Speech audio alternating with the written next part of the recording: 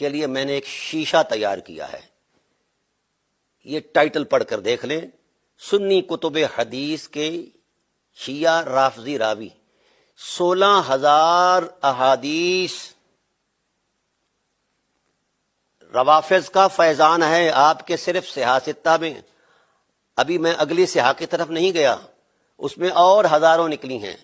اور پھر اسی صحاح ستہ میں 14,000 سے زائد روایات میں نے ٹریس آؤٹ کر لی ہیں جو ناسبیوں کی طرف سے آئی ہیں. آپ کے معیار کا تو صحاح ستہ میں راوی کوئی نہیں.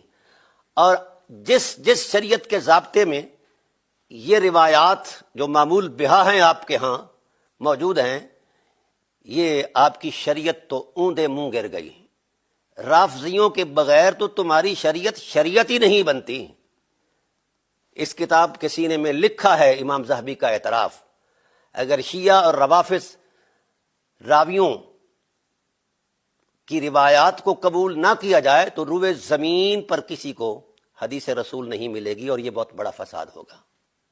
ابھی تو میں نے برکات روافظ کا تصور قائم ہی نہیں کیا، صرف نشاندہی کی ہے.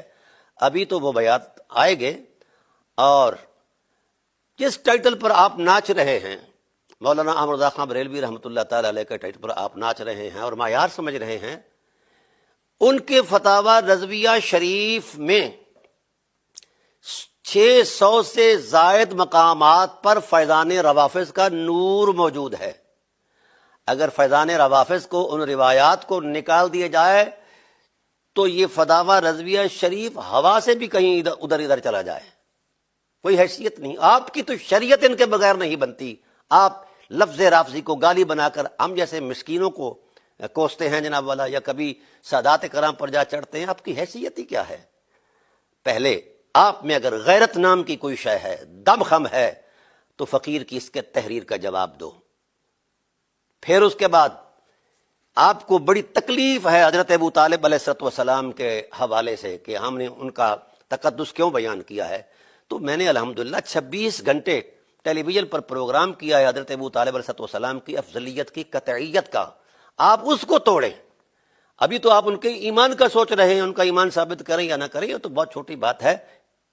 میں پورے وثوق سے کہہ رہا ہوں کہ آپ جتنے مولوی جمع ہو جائیں، کسی مولوی کے پاس اس کے ایمان کی کوئی قرآنی تصدیق نہیں ہے، نہ نبوی تصدیق ہے. پہلے آپ اپنے ایمان کی تصدیق پیش کریں، پھر حضرت ابو طالب علیہ السلام کے ایمان پر بات کریں. تمہارا تو اپنا ایمان کہیں ثابت نہیں ہے، تو ہم ایسے شودے قسم کے مولویوں کے ساتھ بات کریں اور ایسے بے وقار قسم کے لوگوں کے ساتھ بیٹھیں ہم، اور وہ آپ کے بلانے پر آ جائیں. اس وقت پوری سیاستہ ناپاک ہو چکی ہے آپ کے طرز فکر کے مطابق، کیونکہ آپ رافضیوں کو پلید کہتے ہیں، یا بعض فتاوی جات کے اندر ان کی تکفیر بھی کی گئی ہے. تو جن کو کافر کہتے ہو انہی سے دین لیتے ہو، شرم آنی چاہیے. کم از کم آپ کا دین جو ہے وہ تو مسلمانوں کے راستے سے تو ہے. آپ کا دین تو سارا 16,000 حدیثیں تو یہ ہے نا جی صحاح میں، اور غیر صحاح کے اندر جو ہے معاجم ہیں، مسانید ہیں، دیگر اصناف کتب ہیں، مصنفات ہیں، تو وہ لاکھوں حدیثیں ہیں جس کی آپ نے خیرات لی ہے فیضان روافظ سے. اس لیے آپ رافضیوں کو برا کہیں، پر مگر آپ کو پھر بخاری کا بھی انکار کرنا پڑے گا، اور ترمذی، نسائی، سنن نبی داؤد اور مسلم کا بھی انکار کرنا پڑے گا. پونی مسلم شریف شیعوں سے وابستہ ہے. اور آپ ایران کا بڑا نام لیتے ہیں، بڑا کروڑ کے نام لیتے ہیں، اور بڑی جناب والا تنگ ہو کر نام لیتے ہیں. تو میری جان، میں نے اس میں وضاحت دے دی ہے کہ آپ کے یہ سارے محدثین ایرانی ہیں. آپ کے معیار کا تو یہاں راوی کوئی نہیں ہے آپ کے ذخیرہ حدیث میں. تو میں آپ کو ایک مشورہ دوں گا کہ یہ راوی تو آپ کو ملے گے نہیں. آپ راوی کرائے پر رکھ لیں، آپ راوی جو ہے دہاڑی پر رکھ لیں، آپ بن جائیں راوی. اصول اہل سنت جو ہے، محدثین اہل سنت کا جو اصول، اس کے مطابق اگر روایت میں آپ کا مقام ہے تو لے آئیں، ہم قبول کر لیں گے. ابھی تک تو میں بہت کچھ لکھ رہا ہوں.